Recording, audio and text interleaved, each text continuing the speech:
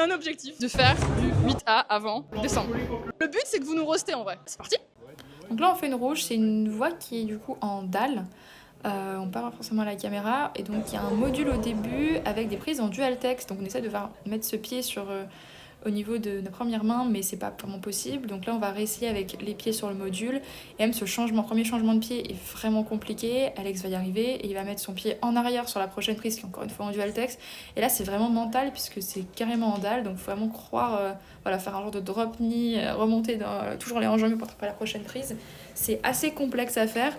Et une fois qu'on est là, en fait, on se rend compte qu'on est bloqué pour avoir la prochaine prise qui est assez loin, qui est du coup hors champ pour que vous puissiez voir mieux.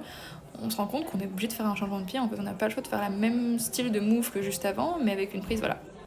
Là, du coup, on part en voie, après c'est bien échauffé. On va faire une 7B, du coup, qu'on projette, avec, qui a une spécialité des petites prises de pied et de main. Vraiment, on peut mettre 2-3 doigts. En plus, c'est des moves qui demandent beaucoup de flexibilité. Voilà, on va patauger sur le mur pour faire la prochaine prise.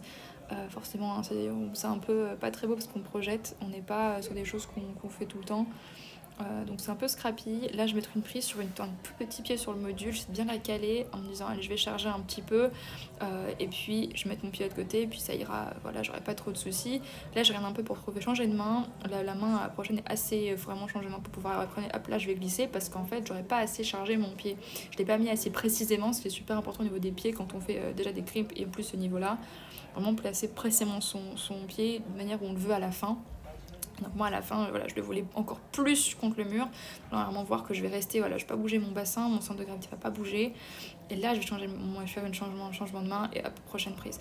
Et là, dès que possible je vais lâcher cette prise et de monter un peu sur la prise d'après qui va un peu me tenir avec la même technique. Et là je peux pas trier. Mais on verra à la prochaine vidéo.